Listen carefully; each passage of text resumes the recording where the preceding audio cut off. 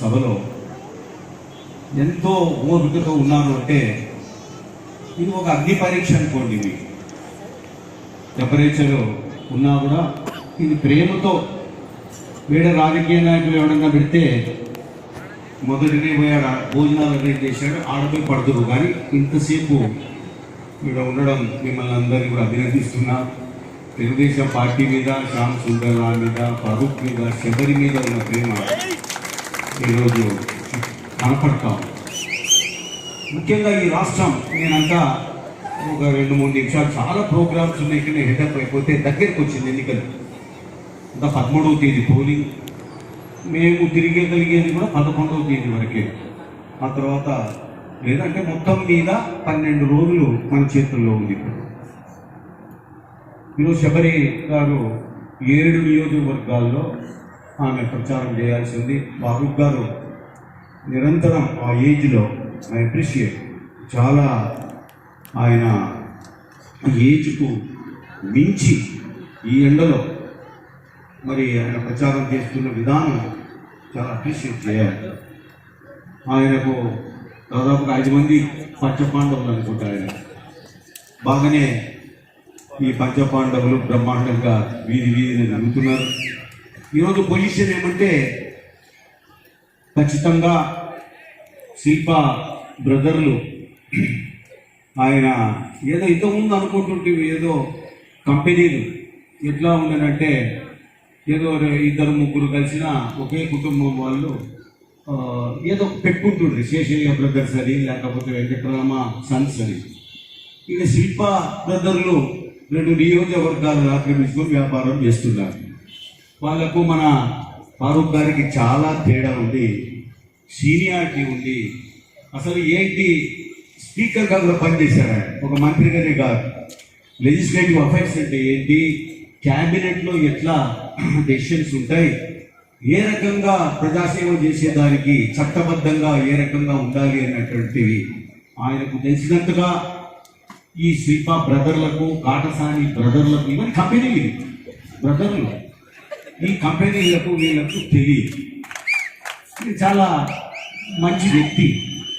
శబరమ్మ గురించి ఇంకా నేను నా కూతుర్ని గురించి నేనే చెప్పుకుంటే నేను డబ్బా కొట్టేట్టుంటుంది. కానీ బాగా స్పీచ్ ఇవ్వగలదు, పార్లమెంట్లో ఖచ్చితంగా పార్లమెంట్లో న్యాయం చేయగలదు. ఎందుకంటే మనకు చాలా సమస్యలు ఉన్నాయి.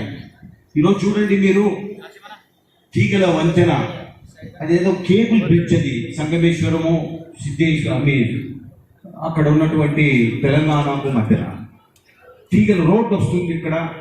ఆ రోడ్డులో కూడా ఆదాయాలు పొందారు మన బ్రదర్లు. ఈరోజు ఆ రోడ్డు వస్తున్నప్పుడు కృష్ణ రివర్ను దాటి యువతలకి రాయలసీమలోకి రావాలంటే, తెలంగాణ నుంచి సోమశిల నుంచి సంగమేశ్వరానికి రావాలంటే ఆ బ్రిడ్జి కట్టాలంట. ఆ బ్రిడ్జి తీగల వంతెన, అది దాని మీద తీగల వంతెన ఊరికే పోయి ఆడ సెల్ఫీలు దిగనీకే, హనీమూన్ కప్పులు పోయి సెల్ఫీలు దిగనీకే, బాయ్ ఫ్రెండ్ గర్ల్ ఫ్రెండ్ పోయి సెల్ఫీలు దిగనీకే పనికొస్తుంది, కానీ రాయలసీమకు పనికిరాదు. ఈరోజు 60 టీఎంసీల నీళ్లు బ్రిడ్జ్ కమ్ బ్యారేజీ అక్కడ కనుక నిర్మాణం చేస్తే ఈ రాయలసీమ కరువు తింటుంది. ఈ 8 రోజులకు ఒకసారి నంద్యాలలో నీళ్లు, మంచినీళ్లు, ఈ దొంగ నా కొడుకులు 8 రోజులకు ఒకసారి, 8 డేస్ ఒకసారి నీళ్ళు ఇచ్చే ఈ బ్రదర్లు, కంపెనీ ఓనర్లు ఎవరికి సమాధానం చెప్తారు? మీరు మళ్ళా ఓట్ల కోసం వస్తున్నారు, మా వైపు వచ్చిన వాళ్ళని బెదిరిస్తున్నారు, మీరు ఫోన్లు చేస్తున్నారు. బెదిరింపులో మీకు బెదిరేవాడు ఎవడు లేడు. భూమా నాగిరెడ్డి పాపం ఆయన పోయినాడు, కానీ ఇప్పుడు బైరెడ్డి రాజశేఖర్ కూడా బెదిరియలేవు. తర్వాత మీరు ఆక్రమించిన ఆస్తులన్నీ కూడా వెనక్కు తీసుకొని ఖచ్చితంగా మీకే మంచి పెడతాం.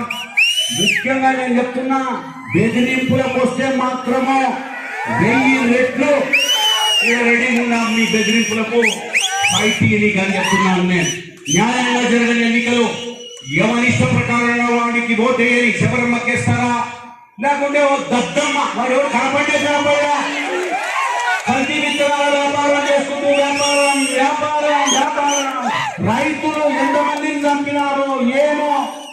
మరి మొన్న 5 ఏళ్ళు టికెట్ ఇచ్చారు, 5 ఏళ్ళు ఉన్నాడు ఆయన. ఈ 5 ఏళ్లలో రైతులు చాలా మంది ఆత్మహత్యలు చేసుకున్నారు.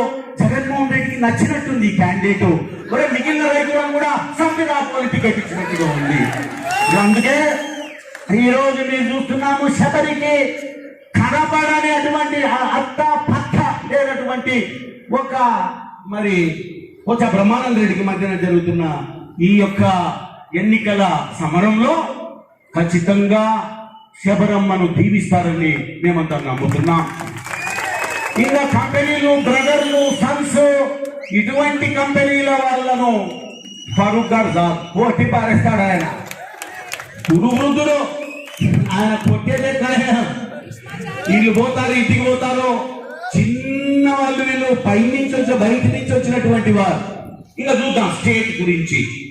అయ్యా, ఈ జగన్మోహన్ రెడ్డి గారు ముఖ్యమంత్రి అయినారు. సరే, ఒకసారి అనుకుంటూ ఏదో అదృష్టం, మరి వైఎస్ రాజశేఖర రెడ్డి కొడుకు కాబట్టి కొంచెం ప్రేమతో ఓటేశారు.